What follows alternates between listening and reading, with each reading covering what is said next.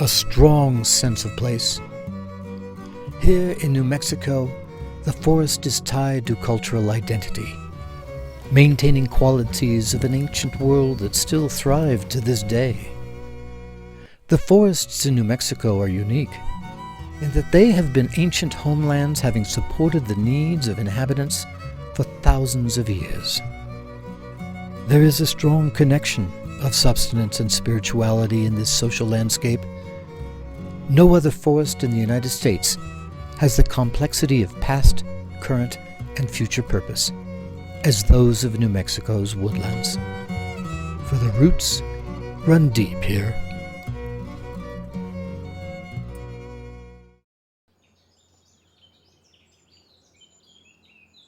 My ancestors were timbermeisters, and when they emigrated to this country 150 years ago from Norway, actually it was generation after generation after generation after generation of timbermeisters, which means timbermeisters know how to engineer wood, know how to design buildings, and build buildings. Everything was wood-based.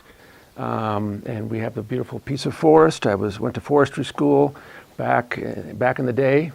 And this is a natural fit. This is my little laboratory where I can take a section of ponderosa forest here that has been neglected in the last 50, 60 years since the last logging and restore it back to something approximating what it was like before commercial logging, which happened on this land in 1905 to 1915.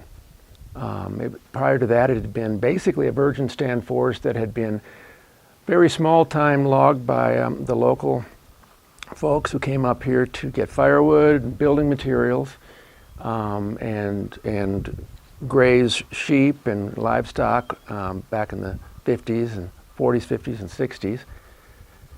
The forest has gone through a lot of transformations in the last 110 years. At this point, we're just trying to use the best management practices to bring the forest back into some stable form of health. And the trees are stressed because they don't have individually enough water, enough soil, nutrients, and enough sunlight. So our job basically is to thin. We've been at this now, thinning the forest and managing it for restoration and for habitat improvement since 1991 is when we first started. Here's one of our main tools, is this small chipper. After we cut the small trees down, you have to do something with the tree and the slash, what we call the branches and twigs and the pine needles and everything that's left over, that if left on the forest floor could be a fuel for a future forest fire. So what we do is we cut the trees down and process the small diameter trees for, in our case, firewood. Years ago we could sell small diameter trees for latias or teepee poles, bedposts, to a small forest wood products company, Rutilio Martinez, down just below us here in Llano Largo.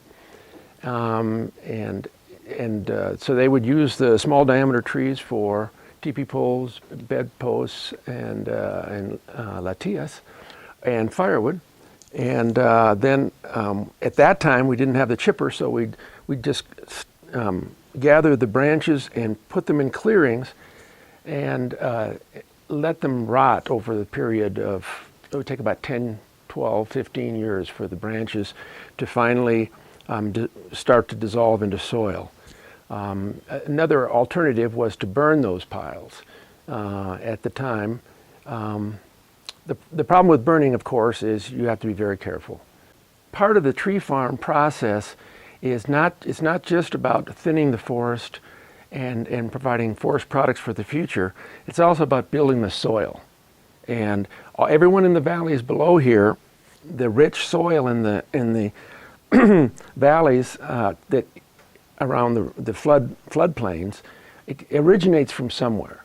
And that rich soil originates from the mountains here, where the debris from the trees, organic material, that then through the process of hopefully slow and controlled erosion, gets brought down into the river valleys for the rich soils for the farmers. Because the water comes in these arid southwest mountains, it comes in this form of snow in the winter, piles up in the mountains and in the forests, and then in the spring it slowly is released into the streams that irrigate the farms below. And one of the problems with an overgrown forest is the snow doesn't actually get to the ground. It lands in the tops of the pine trees, and then with this beautiful sunny weather we have, including in the winter, that snow will evaporate from the trees. And it never actually, in a tight forest, it never actually hits the ground in a lot of cases. And so it doesn't pile up. We've discovered as we thin these forests and you open up the canopy, the snow can hit the ground, pile up, the trees shade that snow, and it releases the snow slowly in the spring. So you actually provide more water downstream by thinning the forest upstream.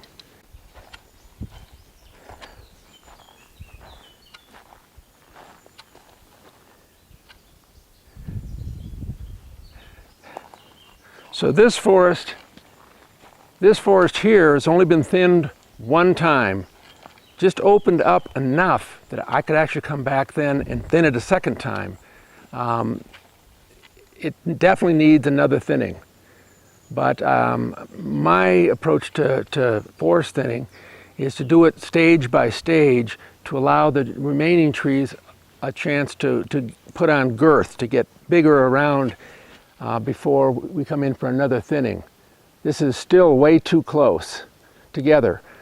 But prior to the first thinning, you couldn't even walk through this forest. So this is about a halfway to where we want to get. These trees are all about 60, 65 years old. They all grew since the second logging. And as you can see, the canopy, the branches are touching each other. For a properly thinned forest, there would be daylight between the branches of each neighboring tree. So about half, at least half of the trees in this section need to come out. Periodically, and they say in the ponderosa forest, the fires would sweep through about once every 20 years, 15, 20, 25 years. But because of the fire suppression we've had here by the Forest Service for the last 100 years, natural fires are not a part, haven't been a part of the scene for 100 years, so that's allowed all these little saplings to grow into mature trees, or trying to grow into mature trees, too tightly packed together. So the idea is open up the forest so that in the future, if a fire comes through here, hopefully it'll be a low intensity fire and the trees will be spaced far enough apart and be old enough and have thick enough bark to resist the fire.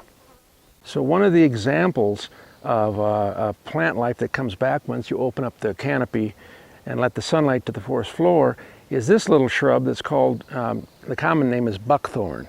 And it's one of the favorite foods of mule deer. We haven't seen mule deer since we bought the property, and our neighbors haven't seen any either, but at one time there used to be mule deer that came through this forest. They need this sort of plant life. And until the forest, the canopy was opened up and the sunlight hit the floor, now it's coming back, and it's coming back all throughout the forest. The seeds were in the soil. They were just waiting for enough sunlight, enough water to hit the ground. So this tree is one of our older trees on the property. I'm guessing it's about 200, maybe a little more than 200 years old. It was left by the loggers because it had a bend in it. And so it probably was not so useful for saw logs. It didn't have too many straight sections. Fortunately for us, they left it. So one of the things I like to tell kids when we're doing a forest walk like this is this tree was a seedling in Spain, and then it became a young sapling when in Mexico, and then grew to maturity in the United States. And the kids all kind of, their jaws drop and they go, well, man, how did that tree move? And of course, history moved. The tree stayed in the same place